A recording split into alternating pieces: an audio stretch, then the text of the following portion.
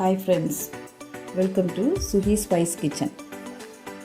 இன்றைக்கி நம்ம இந்த வீடியோவில் என்ன பார்க்க போகிறோம் அப்படின்னா, ராகி சேமியா வச்சும் அரிசி சேமியா வச்சும் நம்ம ஒரு புட்டு தயார் பண்ணலாம். ரொம்ப ரொம்ப ஈஸியாக நம்ம செஞ்சிடலாம். ரொம்ப ரொம்ப ஹெல்த்தான ஒரு உணவு. ரெண்டாவது குழந்தைகள் முதல் பெரியவங்க வரைக்கும் விரும்பி சாப்பிடுவாங்க. வாங்க இதை எப்படி செய்யலான்னு பார்ப்போம்.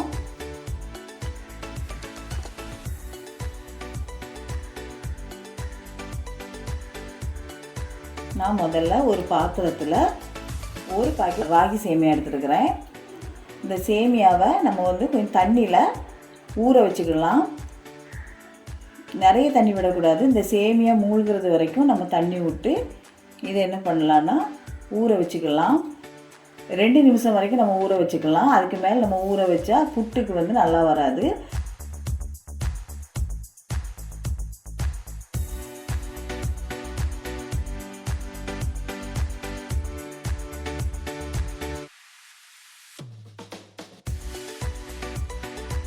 அதனால் இந்த மாதிரி சாஃப்டாக வந்ததுக்கப்புறம் நம்ம என்ன பண்ணலான்னா இந்த மாதிரி புழிஞ்சு ஒரு பாத்திரத்துக்கு மாற்றிக்கலாம்.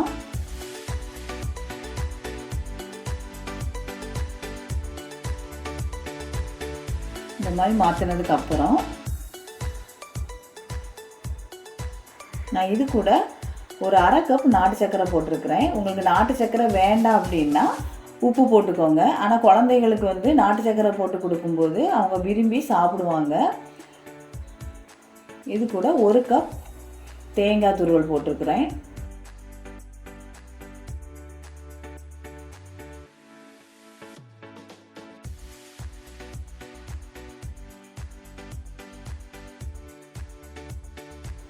அது கூட ஒரு பிஞ்சு உப்பு போட்டிருக்கிறேன். இவ்வளோத்தையும் போட்டு நம்ம கிளறி விட்டுக்கலாம். இந்த மாதிரி மிக்ஸ் பண்ணிவிட்டு நம்ம புட்டுக்குழல் எடுத்துட்டு நம்ம தேங்காயும் இதையும் நம்ம போட்டுக்கலாம்.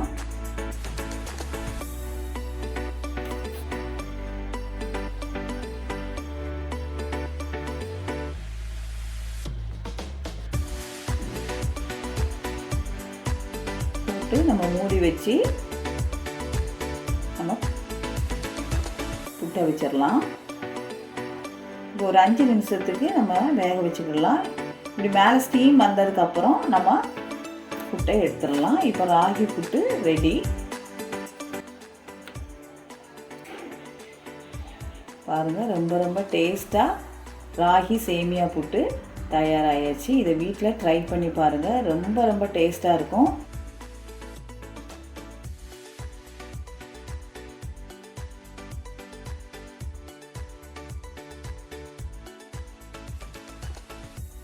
அடுத்ததாக நான் அரிசி சேமியாவில் புட்டை வைக்க போகிறேன். நான் முதல்ல ராகி சேமியா எப்படி ப்ரிப்பேர் பண்ணனோ அதே போல் தான். ஆனால் இந்த அரிசி சேமியா ராகி சேமியா ஒரு 2 நிமிஷம் ஊற வச்சா போதும். நான் அரிசி சேமியா கொஞ்சம் சாஃப்டாகிறதுக்கு லேட் ஆகிறதுனால நான் ஒரு 6லேருந்து 7 நிமிஷம் வச்சுருக்கிறேன். இது கொஞ்சம் சாஃப்ட் ஆனதுக்கப்புறம் இதே போல் நம்ம புழிஞ்சு எடுத்துக்கலாம். புழிஞ்சு எடுத்துட்டு நான் இதில் உப்பு போட்டு வச்சுருக்கிறேன். உங்களுக்கு உப்பு வேண்டான்னா நாட்டு சர்க்கரை போட்டுக்கோங்க. அதுக்கப்புறம் 1 கப் தேங்காய் துருவல் போட்டிருக்கிறேன். அதையும் போட்டுட்டு நம்ம இதை மிக்ஸ் பண்ணிடலாம். மிக்ஸ் பண்ணிவிட்டு நான் இப்போ இதை நான் சிரட்டையில் எப்படி அவிக்கிறது அப்படின்னு காமிக்கிறேன். இப்போ நான் ஒரு சிரட்டை எடுத்துருக்கிறேன். இந்த சிரட்டையில் ஒரு 3 கண் இருக்கும். அதில் ஒரே ஒரு கண்ணை மட்டும் நம்ம கோல் போட்டுக்கலாம். போட்டுட்டு நம்ம இதில் தேங்காவை போட்டுட்டு இந்த மிக்ஸ் பண்ணி வச்சுருக்கிற சேமியாவையும் போட்டுடலாம். இந்த மாதிரி வச்சதுக்கப்புறம் நான் ஒரு குக்கர் எடுத்துருக்கிறேன். இந்த குக்கரில் 1 டம்ளர் தண்ணி விட்டுக்கலாம். தண்ணி விட்டுட்டு நம்ம குக்கரை க்ளோஸ் பண்ணிடலாம்.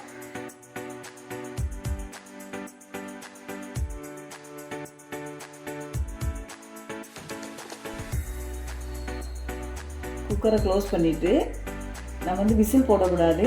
ஏன்னா இந்த ஸ்டீம் வரக்கூடிய இடத்துல தான் நம்ம இந்த சிரட்டையை வச்சு அவிக்க போகிறோம். தேங்காய் சிரட்டையை இதுக்கு மேலே வச்சிடுறேன். வச்சுட்டு நம்ம ஒரு மூடி போட்டு க்ளோஸ் பண்ணிடலாம். க்ளோஸ் பண்ணி ஒரு 5 நிமிஷத்துக்கு விட்டுருங்க.